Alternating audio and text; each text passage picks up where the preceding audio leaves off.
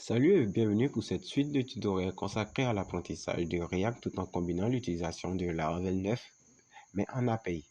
Et la dernière fois, nous avons récupéré les films depuis notre base de données MySQL, notre base de données Laravel. Et dans la vidéo d'aujourd'hui, nous allons réaliser cette interface. En gros, ce que vous allez réaliser ici, vous allez apprendre à réaliser un spiner qui va être affiché le temps que les données proviennent et on va afficher les cadres de cette manière en ajoutant ce petit effet qui n'est pas vraiment très grand mais qui est sympa. Donc on va directement se lancer dans le code. Alors voilà là où nous nous étions arrêtés la dernière fois. J'ai simplement ajouté des films pour qu'on ait 3 films et là on avait le film qui apparaissait, ici on avait le total. Donc ce qu'on veut faire, c'est qu'on veut que cette interface ressemble à la première qui a été présentée en début de vidéo. Très bien, pour ce faire, on va se rendre d'abord au niveau du app.js, le point d'entrée, et ici nous allons venir ajouter des classes. C'est juste du CSS, donc vous pourrez passer si vous avez déjà un design en tête. Donc ici, on va lui donner, on va lui dire que ici, ça sera le app container. Et là, je pense que j'ai mis une div de trop, je vais supprimer la div que j'ai mis de trop. Et à l'intérieur du app container, la première chose que nous voulons faire, c'est de créer une barre de navigation. Donc on va juste créer une autre div et on va juste la fermer là. On va lui donner la classe. Ça sera une classe name2. Top nav ou navbar. Vous l'appelez comme vous voulez. Dans mon cas, je vais l'appeler top nav. Ensuite, à l'intérieur, on va lui donner des liens. On va mettre juste des liens pour le moment. Et ici, on va mettre des href de, je dis n'importe quoi. Le premier, ça sera accueil. Et on va le dupliquer plusieurs fois. Et le second, ça sera, on va dire film. Et le troisième, ça sera série.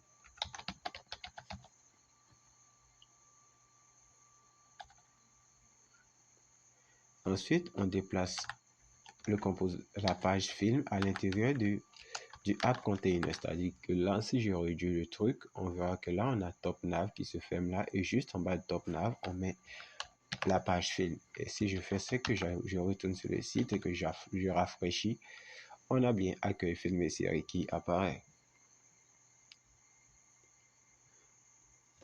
Donc maintenant que nous avons ça, la seconde chose à faire, c'est de styliser notre barre de navigation. Donc ce que je vous recommande de faire, c'est de supprimer tout le contenu pour qu'on reparte de zéro. Et si on va d'abord taguer le app, on va lui dire qu'on veut une font family de Poppins. Si vous l'avez installé sur votre machine, vous pourrez l'utiliser. Dans le cas contraire, je vous prie de faire un tour sur la toile et de rechercher Poppins. C'est une police vraiment sympa que vous pourrez utiliser pour vos projets. Ensuite, on va taguer le app container. On va lui dire qu'on veut une largeur de 80% de la page. Et on veut avoir une marge d'en bas de 3 rem. Et aussi, on va lui dire qu'on veut que ça soit centré. Donc, on va lui dire de faire une margin auto.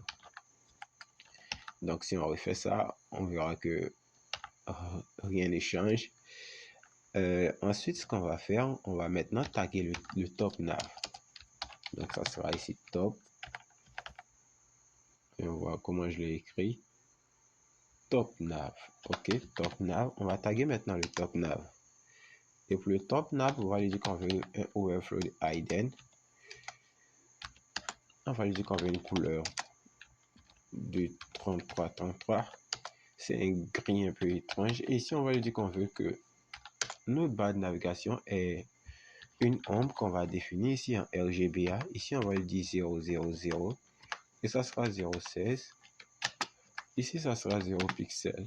Ici, ça sera 1 pixel. Et là, ça sera 4 pixels. Vous n'avez pas à retenir tout ça. Ce sont des codes d'ombre qu'on ajoute, que j'ajoute précisément. Et là, je vois que j'ai une petite ombre qui apparaît. La prochaine chose à taguer, sont les liens qui sont à l'intérieur de ce top nav. Et ici, on va lui dire qu'on veut qu'ils soient tous à gauche. Et on va lui dire qu'on veut qu'ils soient, ce soit des blocs. Et on va leur donner la même couleur de 33. Ensuite, on peut faire un texte align center, mais ça ne changera rien.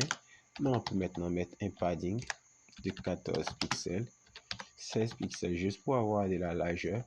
Et ici, on va lui dire qu'on veut le test decoration unknown pour enlever tout. Et pour le font size, on va lui dire qu'on veut que les liens aient 17 pixels. Et là, si on revient là, on a notre top nav qui commence à faire des levées. Ensuite, ce qu'on doit faire, c'est on va maintenant taguer le over. Donc, ça sera le top nav A. Et là, ça sera over lorsqu'on va survoler les liens. Là, la seule chose qu'on aura à faire, ça sera d'ajouter un background color. Et le background color sera de 6B, 5B, 95. Si je ne me trompe pas de couleur de police. 6B, 5B, 95. Et ensuite, on va lui dire que la couleur du texte, lorsqu'on sera au survol, elle sera en blanc. Donc, on fait ça et on actualise. Et là, maintenant, si je passe sur un film, sur un lien, on a bien ce petit effet-là qui apparaît. OK, on commence à respecter notre logique. La seconde chose à faire, on va dire qu'on a terminé avec la barre de la top nav. La seconde chose à faire, c'est de taguer maintenant l'écran de chargement. C'est-à-dire le spinner. On va mettre un spinner au lieu du test chargement. Et ce que je vous propose de faire, c'est que à votre source, dans le dossier source, vous créez un nouveau dossier que vous appelez charrette. C'est-à-dire ça sera un dossier qui contiendra des documents ou des fichiers qui seront partagés. Et à l'intérieur de ce charrette, vous allez créer un autre sous-dossier que vous allez appeler component. Et à l'intérieur de ce dossier component, vous allez créer un fichier que vous allez appeler loader.js. Ça sera la composante qu'on va utiliser pour gérer le loading. Et ici, ça sera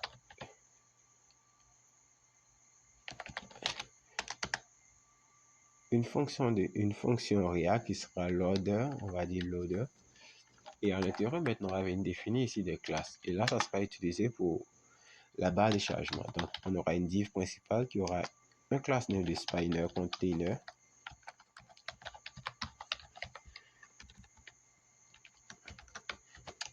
Et à l'intérieur, on va ouvrir. Maintenant, on va mettre une deuxième div qui aura le class name de loading spinner.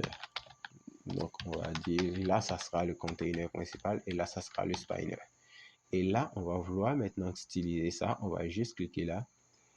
Et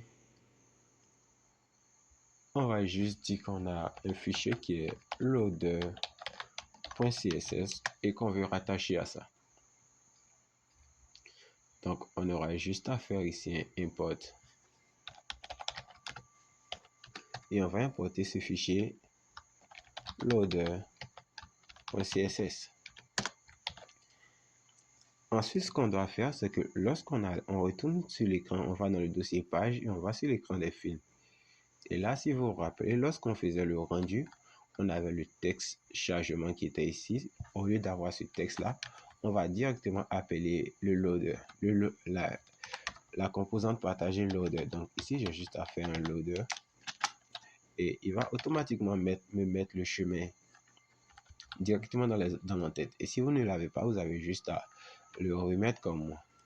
Ensuite, la prochaine chose à faire, ce que je vous recommande, c'est de couper votre serveur Laravel pour qu'on puisse travailler à plein temps sur le loader. Là, je l'ai coupé dans mon cas. Et cette fois-ci, si j'actualise, je vois que là, on n'aura rien qui apparaît. Et là, maintenant, on peut travailler sur le loader.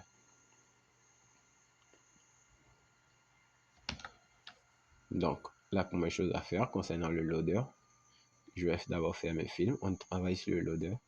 On va d'abord taguer le spinner container. Donc, ça sera ici le spinner container. Et ici, on va lui dire qu'on a une position absolue. On a un top de 50%. On a un left de 50%. Et on a un transform. Ici, on a un translate de moins 50% et moins 50%. Ça va permettre de centrer notre loader. Ensuite, on va taguer le loading spinner. Le loading spinner, voyons voir si c'est comme ça que je l'ai écrit, le loading spinner. Ok, lui, on va lui donner une taille de 40 pixels et aussi une hauteur de 40 pixels. Ensuite, on va lui dire qu'on a une bordure qui sera égale à 10 pixels solide Et là, ça sera le F3, F3, F3. Ça sera une bordure qu'on pourra définir. Et là, maintenant, on va définir ici le spinning. Et là, ça sera, ici, ça sera border top et non border. Et là, on aura un border top de 10 pixels, solide. Et là, on prendra la même couleur qu'on a mis pour le survol des liens. Donc, c'est 6B. Je vais juste apprendre ça à copier et remplacer. Donc, ça sera pour le border top. Et là, maintenant, on aura le border radius pour arrondir tout ça. Donc, je mets ici un border radius de 50%. Et ici, je vais créer bientôt une animation que je vais appeler spinner. Et je vais dire que cette animation s'exécute tous les 1,5 secondes. Et là, ça sera linéaire et ça sera en infini. Donc, si je viens là et que je réactualise la page, j'ai ce loading qui est pour le moment figé. La prochaine chose à travailler maintenant, c'est de créer cette animation spinner. Donc, ici, on ira là et on fera juste un keyframe. Et là, ça sera spinner. À l'intérieur, ici, on mettra 0% pour lui dire que lorsqu'on est à l'état initial, on a un transform et on a un rotate de 0 degré. Et lorsqu'on est à 100%, on dira qu'on a un transform et on a un rotate de 360 degrés. Et si j'actualise ça, je vois que là, maintenant, j'ai mon spinner qui fonctionne totalement et que je pourrais réutiliser plus tard. Donc, on a fini avec la navigation, on a fini maintenant avec le loading. Donc, ce qu'on peut faire maintenant, c'est de styliser l'écran de film. Donc, je vous invite à relancer votre serveur Laravel, comme je le fais dans mon cas, pour qu'on puisse continuer.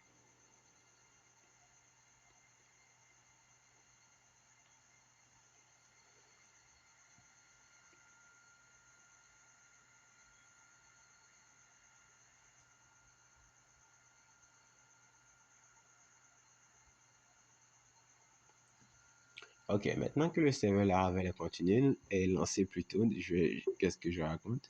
Est lancé, maintenant nous allons pouvoir continuer. Donc, on a fini avec la navigation, on a fini avec le loader, donc on peut fermer le loader et l'écran principal, on va dire. Et maintenant, on va s'attaquer à la page film.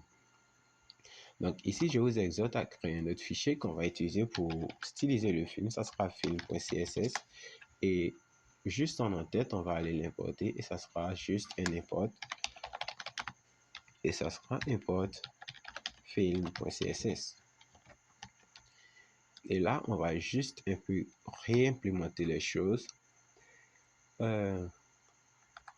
Juste là. On va juste réimplémenter les choses. Ici, on va lui donner une classe name. Et la classe name, ça sera page container. Ça sera le contenu de la page.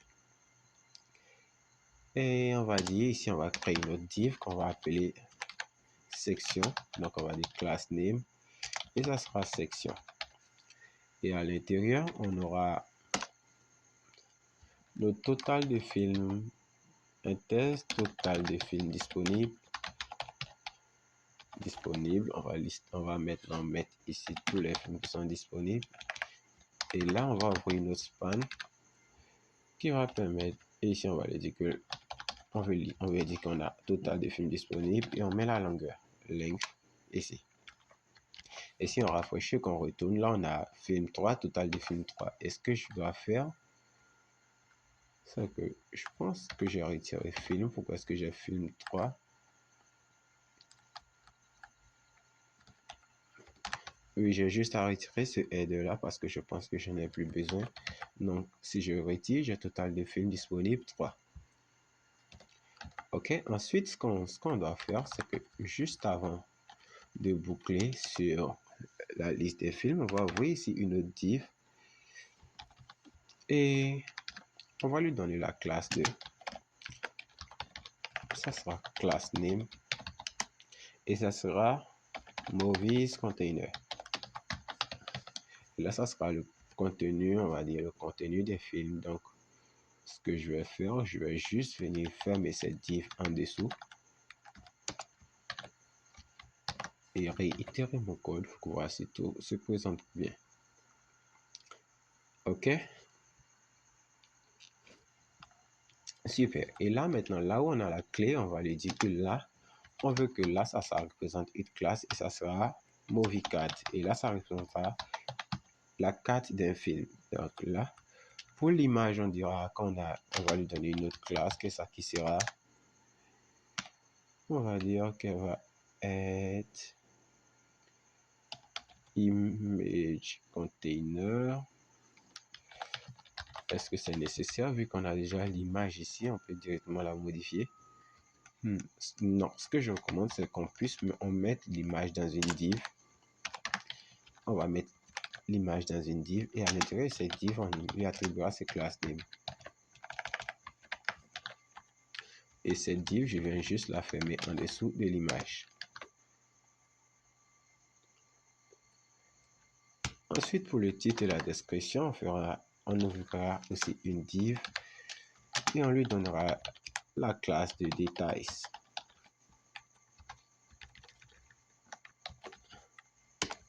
Et concernant la description, lorsqu'on fait la description, ce que je recommande, c'est pour ne pas avoir des descriptions différentes, c'est-à-dire des descriptions plus longues que d'autres. On va limiter les descriptions que nous recevons à 150 caractères, c'est-à-dire on prendra du premier caractère au 150e caractère. Et là, pour l'image, on doit lui donner Alt. Et ce Alt ici, dans notre cas, ça sera le titre.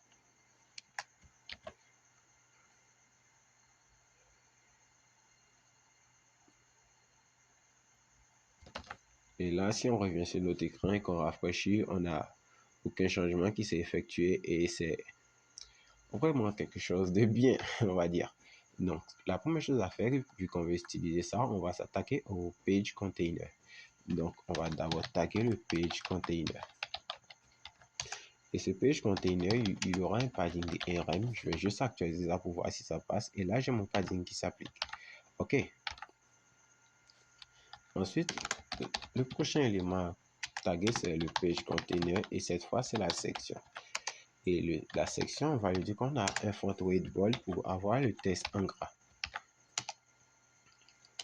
Ensuite, on va taguer le container des films, c'est-à-dire le movie container. Et là, on va lui dire qu'on a un margin top de 1 rem. Et on va lui dire qu'on a un display. On va utiliser les flexbox dans notre cas. Et on va lui dire qu'on veut un flex wrap. On a un flex wrap de wrap et on va avoir ici un cap de 1 rem.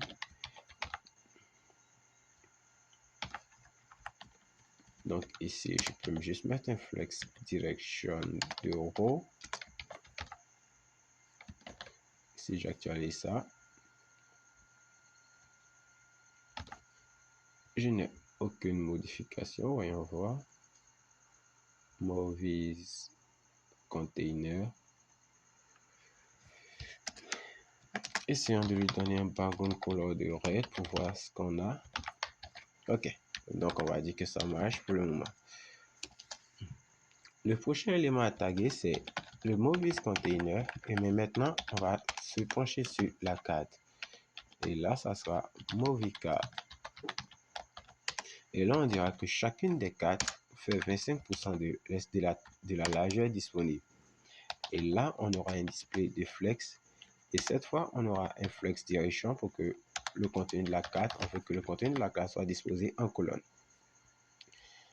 Donc, pour le moment, ça se présente pas trop mal, mais on continue. Ensuite, ce qu'on veut faire, on va lui dire qu'on veut avoir un box shadow. Box shadow. Et pour le box shadow, on va prendre le même qu'on a fait pour le app.css, c'est-à-dire pour la navigation. Donc, on copie ce box shadow et on le colle là. Je vais juste à supprimer l'ancien et le mettre. Et ici, on va juste mettre un border radius de 8 pixels. Et ici, on va lui dire qu'on a une transition qui sera de 5 secondes. Is in out. Et là, pour le moment, on n'a aucun changement qui s'applique. Le prochain élément à taguer, c'est l'image. Donc, ça sera Movies Container, MovieCAD. Et là, ça sera IMG Container. Pour cela qu'on a mis dans une div. Et là, on dira qu'on a une width de 100% et une height de 100%. Et ici aussi, on dira qu'on a aussi une transition parce qu'on va vouloir mettre l'animation sur lui. Et ça sera pour 5 secondes. Is in out aussi. Donc, si on rafraîchit ça, on n'aura aucun changement pour le moment.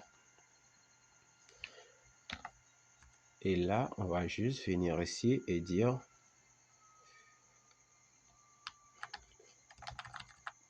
je vais juste supprimer ça parce que je pense que c'est déjà assez en mémoire. C'est déjà en mémoire et on ne l'a pas en double. Donc, on aura juste à dupliquer ça. Et là, au lieu de juste après image conteneur, on va lui dire que maintenant ça concerne l'image et l'image sera à 100%. Et là, maintenant, on a un rendu qui s'affiche, on va dire, un peu sympa. Ok. Le prochain truc à taguer, c'est le over de MovieCAD. Donc, on va le faire ici. Ça sera MovieCAD. Et là, ça sera le over. On va dire que lorsqu'on survole ça, on a une transition. On a un transform. On a un transform et on va juste faire un translate de moins 2 pixels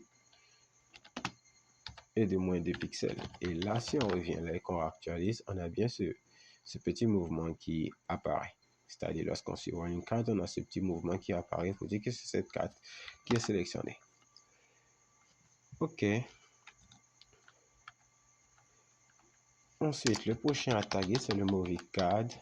Et là, ça sera cette fois l'écran des détails, c'est-à-dire l'écran des films. Et là, on aura un padding de 1 rem. Et là, on aura la même chose, mais cette fois, on aura l'écran. On taguera le H4 qui contient le titre. Et on va juste lui dire qu'on a un font size de 18 pixels. Et là, c'est size de 18 pixels. Et là, si on rafraîchit, on a bien le font size de 18 pixels qui apparaît. Je pense qu'on est bon. Il manque juste la petite animation qu'on va devoir figer. Et je pense que là, c'est au niveau du over qu'on doit juste venir ajouter des propriétés. Et là, on va dire qu'on fait une rotation de 5 degrés.